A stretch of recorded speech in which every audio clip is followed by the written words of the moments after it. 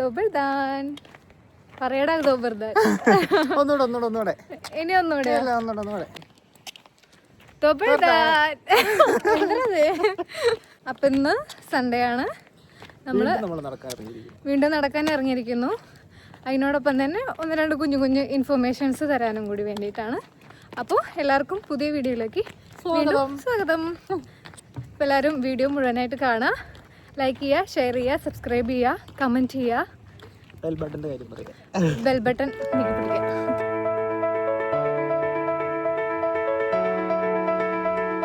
വെയിലിന് ഇപ്പം നല്ല ചൂടായി തുടങ്ങിയിട്ടുണ്ട്. തണുപ്പ് വളരെ കുറഞ്ഞു വരുന്നു ഡേ ബൈ ഡേ. ദുബ്രാവി എന്ന് പറയുന്നൊരു സ്ട്രീറ്റാണിത്. ഇന്ന് വേറൊരു കാര്യം പറയാനുണ്ട്. നാട്ടിലുള്ള ഏജൻസികളുടെ ഇപ്പോഴത്തെയുള്ള ഈ മനോഭാവം, ആക്ടിവിറ്റീസ്, നമ്മളോട് നമുക്കിങ്ങനെ യൂട്യൂബിലും ഇൻസ്റ്റഗ്രാമിലൊക്കെ ഒരുപാട് പേര് മെസ്സേജ് അയച്ച് പറഞ്ഞിട്ടുള്ള കാര്യങ്ങളാണ്. അപ്പോൾ അതെല്ലാവരും ഒന്ന് അറിഞ്ഞോട്ടെ എന്ന് കരുതി നിങ്ങളോടും കൂടി ഞങ്ങൾ പറയാം. പട്ടി അതല്ല, അറിഞ്ഞത് മാത്രമല്ല, നമ്മുടെ കണ്ണിന് മുന്നിൽ കാണുന്ന കുറച്ച് കാര്യങ്ങളും കൂടിയാണ്.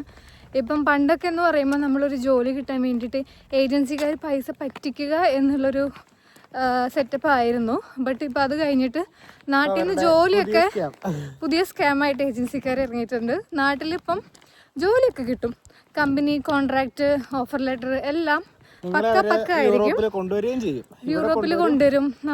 നമ്മൾ പറഞ്ഞ 6 ലക്ഷത്തിൽ കുറഞ്ഞൊരു എമൗണ്ട് ഇന്ന് ഇല്ലാന്ന് തോന്നുന്നു, ആരും മേടിക്കുന്നില്ലെന്ന് തോന്നുന്നു. എൻ്റെ അറിവിൽ റീസെൻ്റ്ലി വന്ന ആരും 3 ലക്ഷം 4 ലക്ഷം ഒന്നും കൊടുത്തിട്ടില്ല. എല്ലാവരും 6, 7 ഒക്കെ കൊടുത്ത ആൾക്കാരാണ്. അപ്പം ഇതിപ്പം ഇവിടെയുള്ള ആളുകളും ഇവിടെ യൂറോപ്പിലുള്ള ആളുകളും നാട്ടിലെ ഏജൻസികളും എല്ലാവരും കൂടി നടത്തുന്നൊരു സ്കാം ആയിരിക്കും. അല്ലാതെ ഇങ്ങനെ ഓഫർ ലെറ്ററും നിങ്ങൾക്ക് പക്കയായിട്ടൊരു കോൺട്രാക്റ്റ് ഒന്നും തരാൻ പറ്റില്ലല്ലോ. അപ്പം നാട്ടിൽ നിന്ന് 6 ലക്ഷം 7 ലക്ഷം ഒക്കെ മേടിച്ചിട്ട് ആൾക്കാരെ കൊണ്ടുവരും. എന്നിട്ട് ഇവിടെ ഒരു 3-4 മാസത്തോളം ജോലി ഉണ്ടാവും, വർക്ക് ചെയ്യിപ്പിക്കും. ദെൻ അത് കഴിഞ്ഞിട്ട് അവരെ ടെർമിനേറ്റ് ചെയ്യുക കമ്പനി. അവർക്ക് ജോലിയില്ല. പിന്നെ ഇവിടെ വന്നു കഴിഞ്ഞിട്ട് ജോലി പോയി കഴിഞ്ഞുള്ള കാര്യങ്ങൾ ഊഹിച്ചാൽ മനസ്സിലാവുമല്ലോ. ഒരുപാട് ബുദ്ധിമുട്ടണം. നമ്മൾ അത്രയും നാളത്തെ എക്സ്പെൻസ്, നമ്മളൊരു പുതിയ ജോലി കണ്ടുപിടിക്കുന്ന വരെ നമുക്ക് നിലനിന്ന് പോകാനും ഭക്ഷണം കഴിക്കാനും റെൻറ്റ് കൊടുക്കാനും എല്ലാത്തിനും നല്ല പൈസ വേണമല്ലോ. അപ്പോൾ ആ ഒരു എക്സ്പെൻസും എല്ലാം കൂടി ഇതൊക്കെ മാനേജ് ചെയ്യാൻ ബുദ്ധിമുട്ടായിരിക്കും. അങ്ങനെ നിവർത്തികേട് കൊണ്ട് ആളുകൾ രാജ്യം വിട്ടു പോവുകയും ഇന്ത്യയിലോട്ട് തിരിച്ചു പോവുക, അങ്ങനെയുള്ള പ്രശ്നങ്ങളൊക്കെ. പണ്ടൊക്കെ എന്ന് പറഞ്ഞു കഴിഞ്ഞാൽ ആൾക്കാർ ഷെങ്കൻ വിസയാണ്, യൂറോപ്പിൽ എവിടെ വേണമെങ്കിലും പോയി വർക്ക് ചെയ്യാം. ഇപ്പോൾ സിറ്റുവേഷനൊക്കെ മാറി, യൂറോപ്പിൽ എവിടെ വേണമെങ്കിലും പോകാൻ വർക്ക് ചെയ്യാം. പക്ഷേ ലക്ഷക്കണക്കിന് ആൾക്കാരാണ് ഓരോ മാസം വരുന്നത്. ജോബൊക്കെ കിട്ടാൻ ഭയങ്കര പാടാണ്. അതും പഴയതുപോലെ അല്ല. ഇപ്പോൾ ജോബ് ഓഫർ അവർ പറയുന്നതെന്ന് പറഞ്ഞാൽ നിങ്ങൾക്ക് കോൺട്രാക്റ്റിലായിട്ട് ജോലി ചെയ്യാം, ഇല്ലീഗലായിട്ട് വേണം വർക്ക് ചെയ്യാം, അങ്ങനത്തെ ഒക്കെ ഓപ്ഷനാണ്. അല്ലാണ്ട് ഒരു കമ്പനി കോൺട്രാക്റ്റ് വരുന്നതൊക്കെ വളരെ ചുരുക്കമാണ്. അപ്പോൾ ഈ സ്കാമിൽ നിന്നൊക്കെ നിങ്ങൾക്ക് രക്ഷപ്പെടാനുള്ളൊരു ഓപ്ഷൻ എന്താണെന്ന് വെച്ച് കഴിഞ്ഞാൽ, നിങ്ങളിപ്പം +2 പഠിച്ച ഒരാൾ മെഷീൻ ഓപ്പറേഷൻ ഒരു തരത്തിലും അറിയത്തില്ല, പക്ഷേ ഏജൻസി പറയാം നിങ്ങൾക്ക് മെഷീൻ ഓപ്പറേറ്ററായിട്ട് ജോലി ചെയ്യാൻ കുഴപ്പമൊന്നുമില്ല എന്ന് പറയുമ്പോൾ റെസ്യൂം ഉണ്ടാക്കുക, തോന്നിയ പോലെ റെസ്യൂമുകൾ ഉണ്ടാക്കുക, സ്കിൽഡ് ആണെന്ന് പറഞ്ഞിട്ട് അൺസ്കിൽഡുകാരെ കൊണ്ടുവരിക, കഷ്ടപ്പെടുത്തുക. ഇവിടെ കിടന്ന് ഒരു ജോലി അറിയാത്തൊരു ജോലി നമ്മൾ പുതിയതായിട്ട് പഠിച്ചെടുക്കുമ്പോഴുള്ള കഷ്ടപ്പാട്, അതിൻ്റെ സ്ട്രെസ്സും ഫ്രസ്ട്രേഷനും, ഇതൊക്കെ നമ്മൾ കണ്ണിന്റെ മുന്നിൽ കണ്ടിട്ടുള്ള കാര്യങ്ങളാണ്, ഫീൽ ചെയ്തിട്ടുള്ള കാര്യങ്ങളാണ്. ഇതിന്ന് എസ്കേപ്പ് ആവാനുള്ള ഓപ്ഷൻ വെച്ചാൽ ഏജൻസിക്കാർ നിങ്ങൾക്ക് പറ്റുന്ന ഒരു ജോലിയാണെന്ന് അവർ പറയുന്നതെങ്കിൽ നിങ്ങൾ അതിന് ഗോ ഫോർ ഇറ്റ്. അതല്ലാണ്ട് +2 പഠിച്ച ഒരാൾക്ക് എഞ്ചിനീയറിന്റെ ജോലി മേടിച്ച് തരാൻ പറയുമ്പോഴത്തേക്ക് നിങ്ങൾ ഏജൻസിക്കാർ നമ്മളോടുള്ള സ്നേഹം കൊണ്ടാണ് എല്ലാം വിശ്വസിച്ച് അങ്ങ് പൈസ കൊടുക്കരുത്. തുടക്കത്തിൽ തന്നെ നിങ്ങൾ 2 ലക്ഷം 3 ലക്ഷം ഒന്നും കൊടുക്കരുത്. നിങ്ങൾ നല്ലപോലെ സോർട്ട് ചെയ്യുക, ആളുകളോട് അന്വേഷിച്ചിട്ടൊക്കെ. നമ്മൾ ഇപ്പം നാട്ടിലത്തെ അവസ്ഥ വെച്ചാൽ എല്ലാവരും പുറത്ത് പോവാന്നുള്ളതാണ് ഫൈനൽ ഓപ്ഷൻ എല്ലാവർക്കും. പുതിയ ജോലിക്കൊക്കെ വരുന്നവർ ഇപ്പം ആ ജോലി നിങ്ങൾക്ക് ചെയ്യാൻ പറ്റുമോ, അല്ലെങ്കിൽ അറ്റ്ലീസ്റ്റ് ആ ജോലി എന്താണെന്നൊക്കെ ഒന്ന് അറിഞ്ഞിരിക്കുക. ഇതിപ്പം എന്താ പറയാ, വെയർ ഹൗസിലേക്ക് വന്നൊരു 10-13 പേരെ നമുക്കറിയാം. നമ്മൾ ഒരേ ഫ്ലൈറ്റിൽ വന്ന ആളുകളുടെ അവസ്ഥ ഭയങ്കര കഷ്ടമാണ്. അവർ ഒരാൾ പോലും ഇപ്പൊ വെയർ ഹൗസിൽ ജോലി ചെയ്യുന്നില്ല. പല വെള്ളാവുന്ന പണിയാണ് വെയർ ഹൗസിലുള്ളത്. അത് ചെയ്ത് ടാർഗറ്റ് ഒക്കെ എത്തിക്കുക എന്ന് പറഞ്ഞാൽ ഭയങ്കര ബുദ്ധിമുട്ടാണ്. 25 നിങ്ങളുടെ അടുത്ത് പറയും വെയർ ഹൗസിലെ ജോലിയാണ്, ജസ്റ്റ് സാധനങ്ങളൊക്കെ എടുത്ത് അടുക്കി വെച്ചാൽ മതി, സോർട്ട് ചെയ്താൽ മതി എന്നൊക്കെ. പക്ഷേ 100-150 കിലോ പൊക്കി വെക്കുമ്പോഴാണ് ഒരു പോയിന്റ്. അയാൾ പറഞ്ഞു, എന്നോട് ഒരു ഫ്രണ്ട് പറഞ്ഞത്, അവൻ വെയർ ഹൗസിൽ വർക്ക് ചെയ്തിട്ട് അവിടെ നിന്ന് ടെർമിനേഷൻ, ടാർഗറ്റ് ആവാതെ ടെർമിനേഷൻ കിട്ടിയതാണ്. 25 ഗ്രാം തൊട്ട് 25 കിലോ 250 കിലോ വരെയുള്ള സാധനങ്ങളുണ്ടാവും. നമ്മൾ അവർ പറയുന്ന പോലെ അതിനെ പ്ലേസ് ചെയ്യണം. അപ്പം ഭയങ്കര എനർജി ലോസ് ആവുന്നൊരു പ്രോസസ്സാണ്. അപ്പം നല്ലപോലെ ആലോചിച്ച് ഏജൻസിക്കാരിങ്ങനെ ജോലിയുണ്ട്, പൈസ തന്നാൽ മതി എന്നൊക്കെ പറയുമ്പോഴത്തേക്കും ചാടിക്കറി പൈസ കൊടുക്കാതിരിക്കുക ആരും. പിന്നെ സ്കാമിന്റെ കാര്യം എന്താണെന്ന് വെച്ച് കഴിഞ്ഞാൽ ഇത് കമ്പനികളും ഏജൻസിക്കാരും ഇവിടുത്തെ ഏജൻസി നാട്ടിലെ ഏജൻസി എല്ലാം കൂടെ ചേർന്നുള്ള ബിക്കോസ് 4 മാസം കഴിയുമ്പോൾ അവർ ടെർമിനേറ്റ് ചെയ്ത് കഴിഞ്ഞാൽ പുതിയ ആളെ എടുക്കാം അവർക്ക്. ഒരു കമ്പനിയിൽ 10 വേക്കൻസി ഉണ്ടെങ്കിൽ ഇന്ത്യയിൽ നിന്ന് 20 പേരെ അവർ കൊണ്ടുവന്ന് അവരെ ജോലിക്ക് കയറ്റി കഴിഞ്ഞിട്ട് ചിലപ്പോൾ ഈ 20 പേരിൽ ഒരു 2 പേരെയൊക്കെ കമ്പനിക്ക് തന്നെ ഓക്കെ ഇവൻ നല്ലപോലെ ഹാർഡ് വർക്ക് ചെയ്യുന്ന പറഞ്ഞാൽ 2 പേരെ നിർത്തിയിട്ട് ബാക്കി 18 പേരെയും വിടും.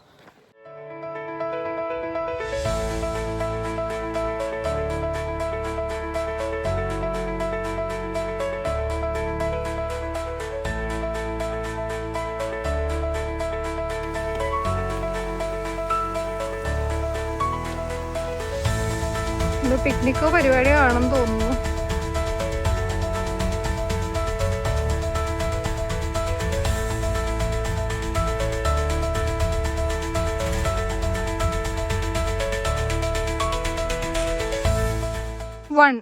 വൺ എന്ന 2ഉം 3ഉം കഴിഞ്ഞിട്ട് വേണമെങ്കിൽ ഇങ്ങനെ കാട്ടിക്കൂടി 2 വഴിയുണ്ട്. ഇതുവഴി നടന്ന് നമുക്ക് വേണമെങ്കിൽ 10-ലെത്താം. 450 മീറ്ററേ ഉള്ളൂ. അതല്ലെങ്കിൽ 1 നിന്ന് 2, 2 നിന്ന് 4, 5, 7, 8, 9, 10 ഇങ്ങനെ വന്ന് ഇവിടെ എത്താം. പോവാം. എന്തിനാണ് ഇവിടെ എത്തുന്നതെന്ന് ചോദിച്ചാൽ നമുക്ക് അറിഞ്ഞോളാം. അവിടെ എത്താം.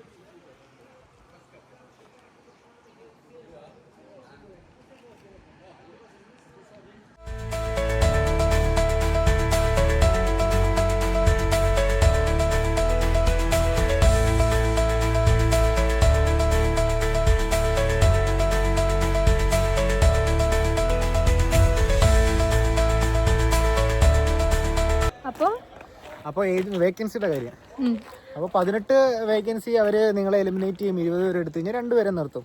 എന്നിട്ട് വീണ്ടും ഈ 18 വേക്കൻസിയിലേക്ക് വീണ്ടും ആളെ കൊണ്ടുവരും. ഒരാളുടെ നിന്ന് 10 ലക്ഷം രൂപ വെച്ച് മേടിച്ചാൽ 1.5 കോടി രൂപ മേടിച്ചിട്ടായിരിക്കും ഈ 18 പേരെ ഇങ്ങോട്ട് കൊണ്ടുവന്നത്. 10 ലക്ഷം വരെ കൊടുത്തിട്ട് വരാൻ ആളുകളുണ്ട്. അതുകൊണ്ട് അവർക്ക് സുഖമാണ്. ഇപ്പം നമ്മൾ ഒരു ചെറിയ എമൗണ്ടിന് പറഞ്ഞിട്ട് വേണ്ട എമൗണ്ട് കൂടുതലാണ് പറ്റില്ല എന്ന് പറഞ്ഞാൽ ഓക്കെ, അവർക്ക് ഒരു പ്രശ്നമില്ല. ഇഷ്ടം പോലെ ആളുകൾ 10-12 ലക്ഷം കൊടുത്ത് വന്ന ആളുകൾ നമ്മുടെ കണ്ണിന് മുന്നിലുണ്ട്. സോ എന്നിട്ട് അവർ കഷ്ടപ്പെടുന്നുണ്ട്.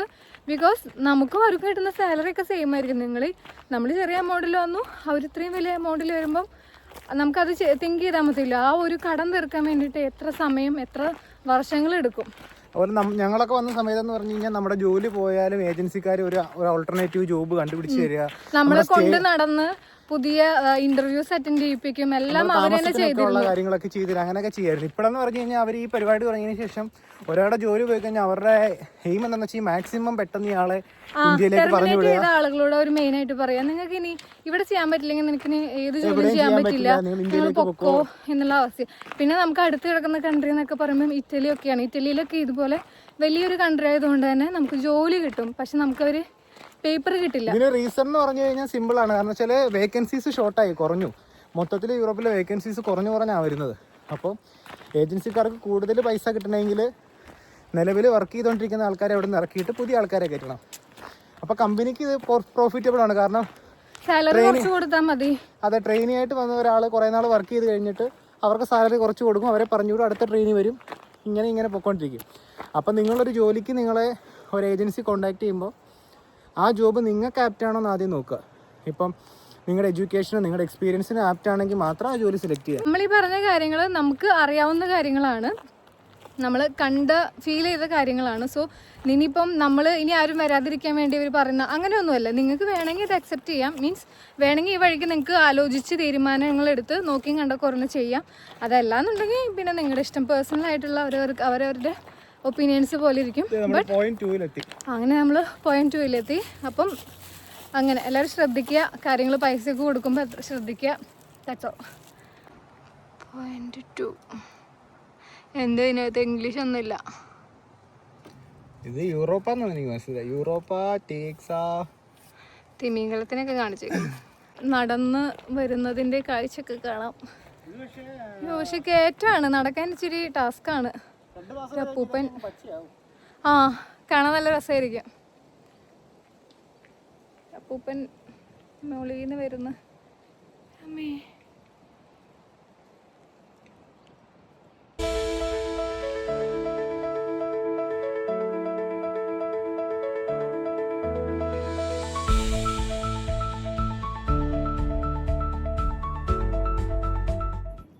അപ്പം നമ്മൾ നീയല്ല ഫോൺ എടുത്തില്ല എന്ന് പറഞ്ഞോടന്ന്. ആ ഓക്കെ.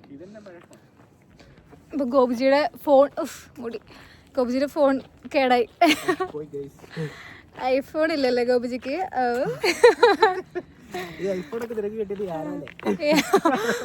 വേണ്ട.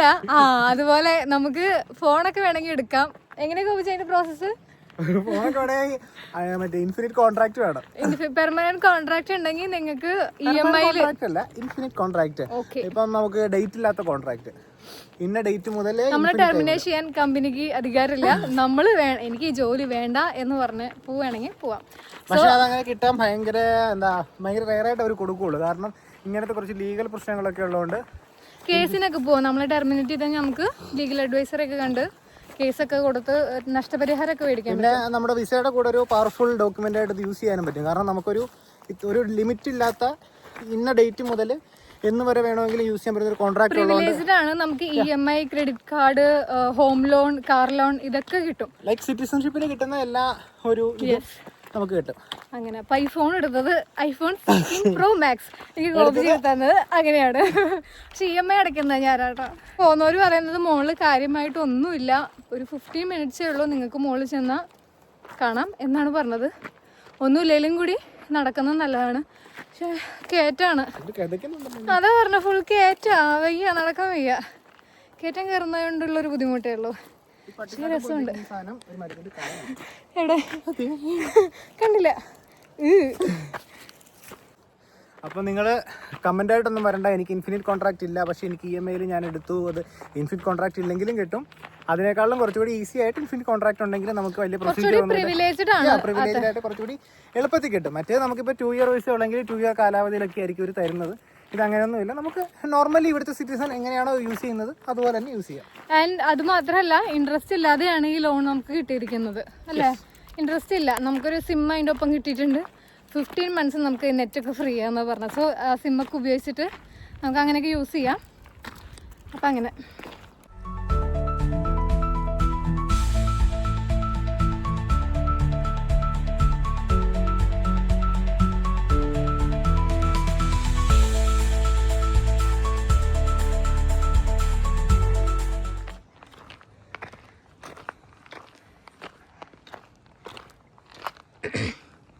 വിന്ററിന്റെ ഒരു ഡ്രൈനെസ് എല്ലായിടത്തും കാണാനുണ്ട് അല്ലേ? മൊത്തത്തില് കിളിച്ചു വരുന്നുണ്ട്. പൂക്കളൊക്കെ താഴെ കുഞ്ഞു കുഞ്ഞു പൂക്കളൊക്കെ ഇങ്ങനെ. എത്ര തണുപ്പാണല്ലോ ഇതിന്റെ വിത്തൊക്കെ മണ്ണിനിടയിൽ സേഫ് ആയിട്ട്. ഈ വയസ്സായ ആളുകളാണ് കേട്ടോ ഇവിടെ കൂടുതൽ നടക്കാൻ വരുന്നത്. എങ്ങനെയാ അവരെ കൊണ്ട് പറ്റണേ?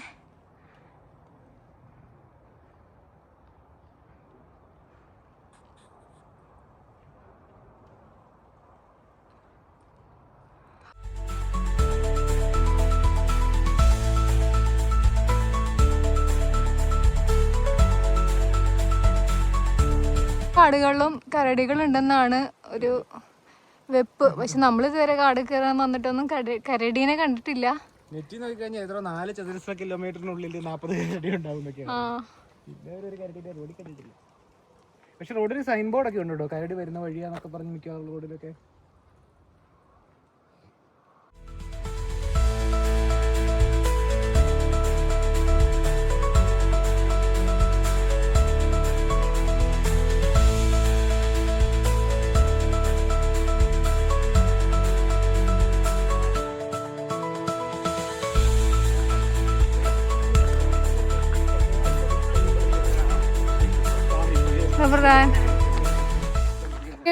കാടുകളൊക്കെ ഇവര് തന്നെ വെച്ച് പിടിപ്പിക്കും. അത് ഇവര് തന്നെ വെട്ടും, ദെൻ വീണ്ടും നടും, അങ്ങനെയൊക്കെയാണ്. അങ്ങനെ അതേ ചെറിയൊരു അരുവി ഓടുന്നു താഴെ, കാണുന്നുണ്ടോ? അത് കാണുന്നു തോന്നുന്നു. കുഞ്ഞൊരു കുറച്ചുകൂടെ കഴിഞ്ഞാൽ എല്ലാം കൂടി പച്ച പിടിച്ച് ഭയങ്കര രസമായിട്ട് നിൽക്കുന്ന കാണാം. അത് നമുക്കൊന്നുകൂടെ വരാം അല്ലേ ഗോപിജി? വിന്റർ ആകുമ്പോൾ മൊത്തത്തിലൊരു ഡ്രൈ അല്ലേ? പുന്നേനിയാണോടത്? കുഞ്ഞു കുഞ്ഞു ജീവികളൊക്കെ ഉണ്ട്. അരണേനൊന്നും ഇവിടെ കണ്ടിട്ടില്ല. ഇനി അരണേനാന്ന് തോന്നുന്നു. അരണയുണ്ടോ? ഇവിടെയുള്ള ഇൻസെക്റ്റ് ഒക്കെ ഭയങ്കര വിഷമുള്ളതാണ്. പക്ഷെ പുറത്ത് അധികം ഒന്നിനും കാണാറില്ല. അതെ, അരണ പോകുന്നു. വെയിലൊക്കെ ദേ പതുക്കെ പോയി തുടങ്ങി. ഈ മരങ്ങളാണ് ഇവര് വെട്ടി ഹീറ്റിങ്ങിനായിട്ട്.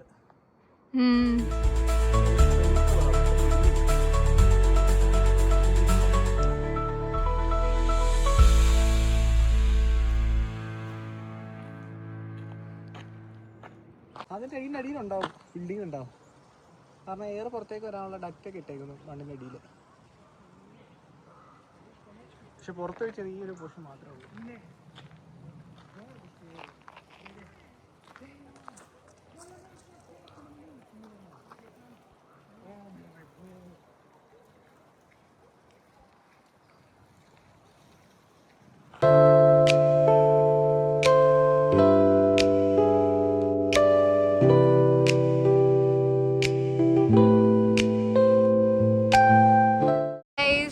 കിളികൾക്ക് തിന്നാനുള്ള സാധനം ആൻഡ് അവർക്ക് ഇരിക്കാനുള്ള ഒരു കുഞ്ഞു കൂട്. ഒരു 19 വയസ്സുള്ള അമ്മൂമ്മയാണത്.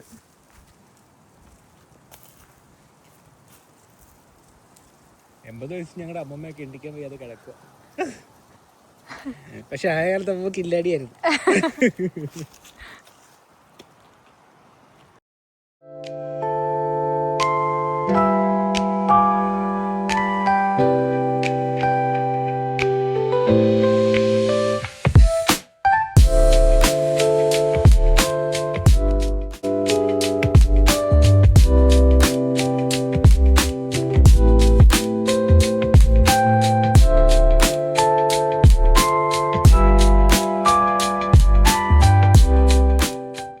എത്ര നടന്നു ഗോപിജി?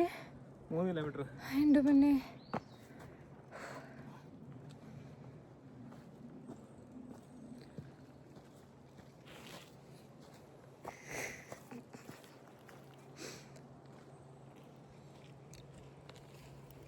അയ്യോ, ഇരിക്കാനൊരു സ്ഥലം കിട്ടി. വാ ഗോപിജി.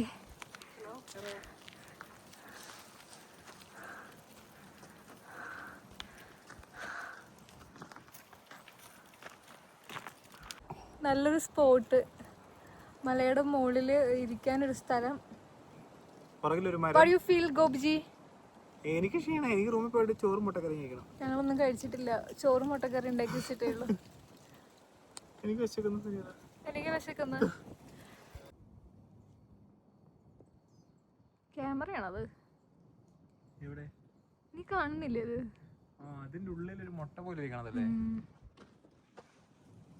അത് എയർ ഫ്രഷ്നർ പോലെ. ഇത്രയും വലിയ കാട്ടില് കല്ലും മുള്ളും നിറഞ്ഞ വഴികളിലൂടെ ഷൂട്ട് നടക്കുന്ന 2 യുവാക്കൾ, യുവതിയും. ഇന്ത്യസ്കിയാണ്, നമ്മളിവിടെ ഇന്ത്യസ്കിയാണ്. എൻ്റെ അമ്മേ, ഭയങ്കര ഒരു ക്ലിഫാണ്. ഇത് കയറണമെങ്കിൽ ഇച്ചിരി നല്ലപോലെ മുട്ടൊക്കെ മടക്കി കയറണം.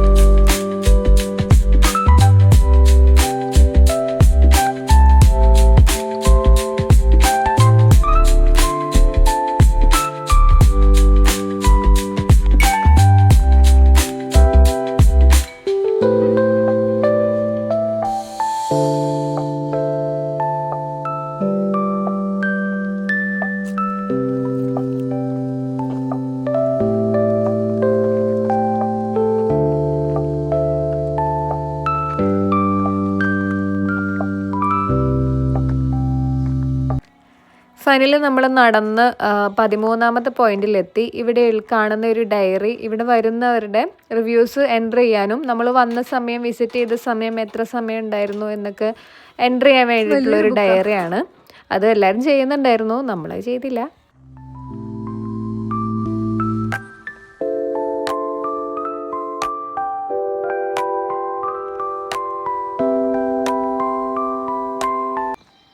സാധാരണ കയറി വരാൻ ബുദ്ധിമുട്ടും ഇറങ്ങാൻ എളുപ്പമായിരിക്കില്ല. ഇത് ഭയങ്കര ടഫായിരുന്നു ഇറങ്ങാൻ. സ്ലിപ്പറി ആയിരുന്നു, കുറച്ച് ഷൂ ഒക്കെ തെന്നി വീഴാനൊക്കെ പോയായിരുന്നു ഞങ്ങൾ.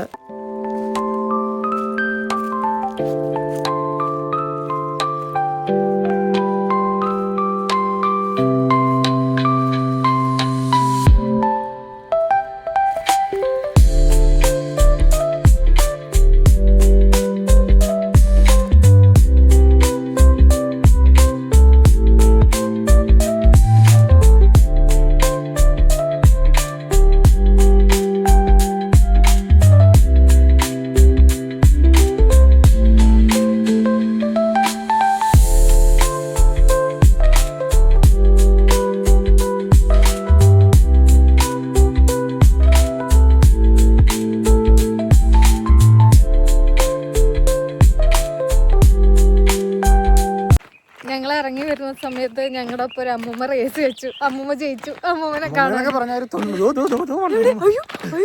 കാണിച്ചു തരാം കേട്ടോ.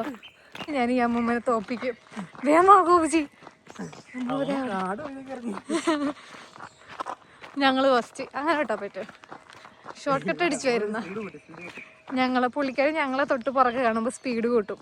എന്നിട്ട് ഞങ്ങളുടെ മുന്നിലൊരു ഞങ്ങൾ ജയിച്ച അമ്മൂമ്മ. ഞങ്ങൾ ജയിച്ചു. ഉണ്ണിയേട്ടൻ ഫസ്റ്റ്. ഇനി റേസ് വയ്ക്കും പുള്ളിക്കാരി അവിടം വരെ.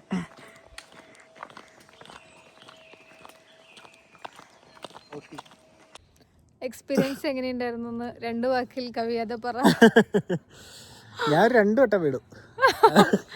ഭാഗ്യത്തിന് ഞാൻ വീണില്ല. പക്ഷെ എനിക്ക് എന്റെ കൈ കാലൊക്കെ വേദന എടുക്കുന്നു. എളുപ്പല്ല കേറാൻ. നീക്ക് ഇത്രയും പ്രായമായില്ല. അപ്പൊ നീ ഇനി ഓക്കെ അപ്പൂപ്പ. അപ്പൂപ്പന്റെ ആരോഗ്യം ഞാൻ ശ്രദ്ധിക്കണമായിരുന്നു. അയ്യോ എനിക്ക് വയ്യ. ഭയങ്കര മുട്ടുവേദന എടുക്കുന്നു. ഇനി ഇവക പരിപാടിക്ക് നിൽക്കരുത് കേട്ടോ. അപ്പോൾ ഭയങ്കര ബുദ്ധിമുട്ടായിരുന്നു ഗൈസ്. എളുപ്പമല്ല. മുട്ടുകാലൊക്കെ വേദന എടുക്കുന്നു. അപ്പോൾ അതായിരുന്നു ഞങ്ങളുടെ എക്സ്പീരിയൻസ്.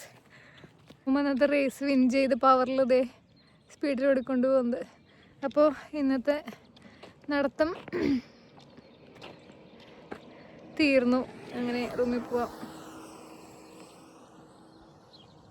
ബൈ.